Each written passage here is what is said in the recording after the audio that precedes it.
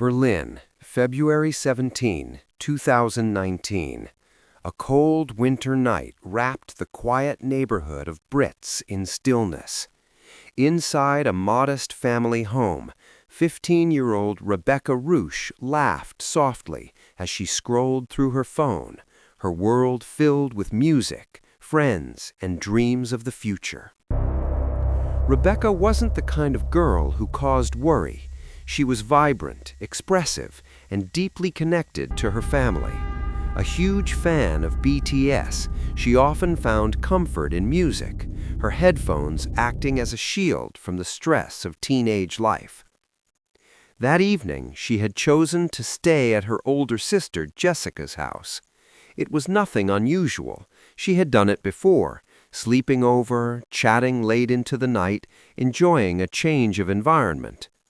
Jessica's husband was out at a work party, leaving the house calm and quiet. Rebecca settled onto the couch in the living room, wrapping herself in a purple blanket. She planned to wake up early and head straight to school the next morning. Or at least, that was the plan. As midnight passed, Berlin sank deeper into silence.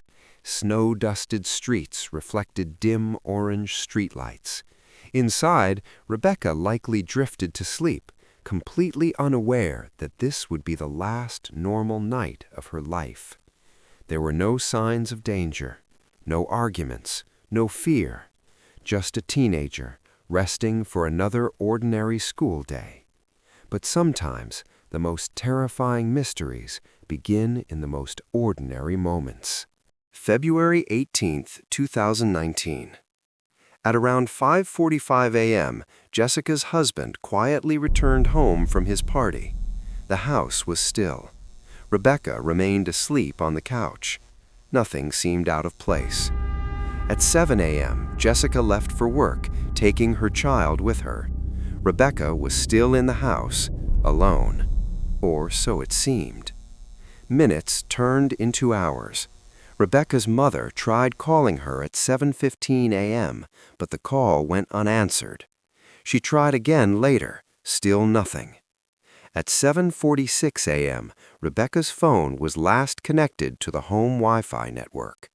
That timestamp would become one of the most chilling details in the entire case, because after that, Rebecca vanished.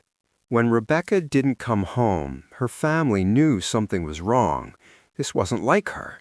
She hadn't packed for a trip, she hadn't said goodbye, she hadn't taken essentials.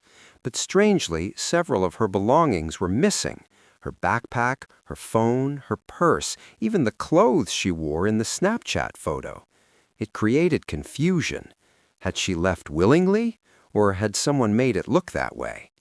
Police quickly got involved. Initially, it was treated as a missing person case, but that would soon change. Investigators began reconstructing her final known movements. Every minute mattered. Every detail was examined. And one question stood above all.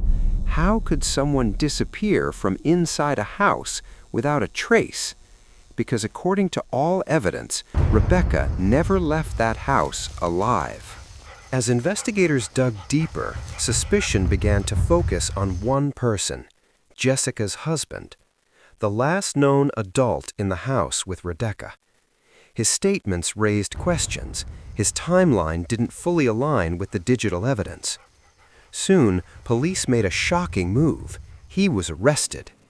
The news sent shockwaves across Germany. But just as quickly as he was arrested, he was released. Then arrested again. Then released again. There wasn't enough evidence to charge him. Yet investigators weren't convinced of his innocence. Something wasn't adding up, and the case was about to take an even darker turn. A breakthrough came from an unexpected source: traffic surveillance. The suspect's car, a pink Renault Twingo, was detected on the A12 motorway. Twice. Once on the morning Rebecca disappeared, and again the following evening. Why was he driving there? The A12 leads toward remote forests and lakes, isolated areas where secrets can easily be buried. Search teams were deployed, forests were combed, lakes were scanned, dogs searched tirelessly, but nothing was found. No body, no belongings, no answers. Just silence. Years later, new evidence surfaced, hidden within digital data. Investigators accessed online activity linked to the suspect. What they found was disturbing. Search history involving violent and disturbing content, specifically related to strangulation. This contradicted his earlier claims that he had been asleep during crucial hours. It added a chilling new layer to the case. Was this coincidence or a glimpse into something far darker? Still, without physical evidence, the case remained unresolved. The investigation didn't stop. Even years later, police continued searching. In 2023 and again in 2025, massive operations were launched, using drones, cadaver dogs, and ground-penetrating radar. Locations linked to the suspect's family were excavated. Investigators believed Rebecca's body may have been moved, temporarily hidden, then relocated again. But once more, nothing was found. Each failed search deepened the mystery, and the question remained, where is Rebecca?